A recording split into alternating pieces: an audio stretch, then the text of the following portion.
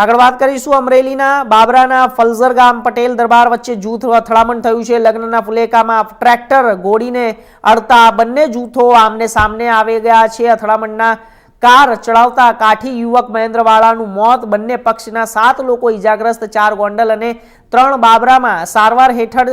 ફુલઝર અથડામણ મામલે પોલીસ તપાસ શરૂ કરવામાં આવી છે.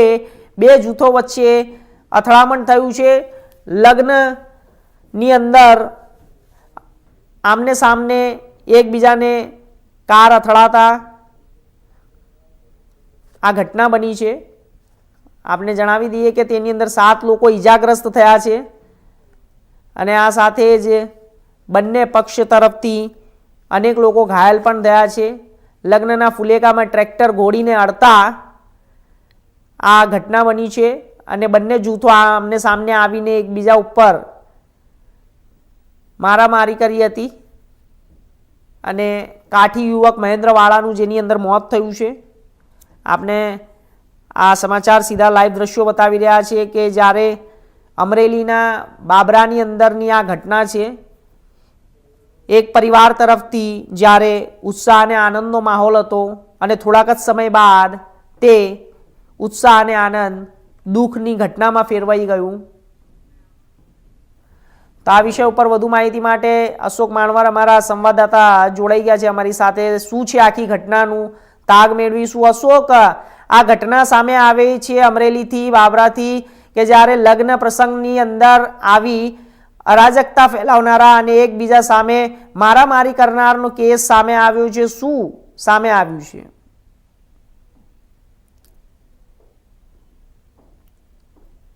અશોક,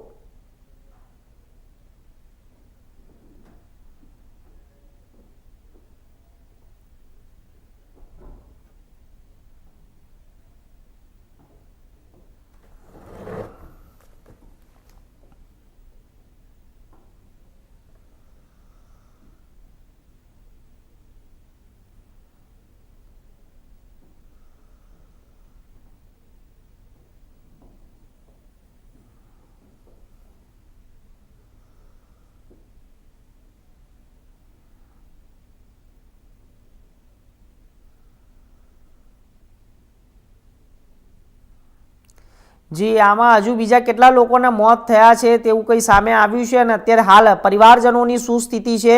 જ્યારે જે પરિવારની અંદર લગ્નનો આ જે ઉત્સાહ મનાવવામાં આવી રહ્યો હતો, થોડાક સમયની અંદર દુઃખદ ઘટના બની છે, તે તરફ પરિવાર તરફથી શું પ્રતિક્રિયાઓ સામે આવી છે?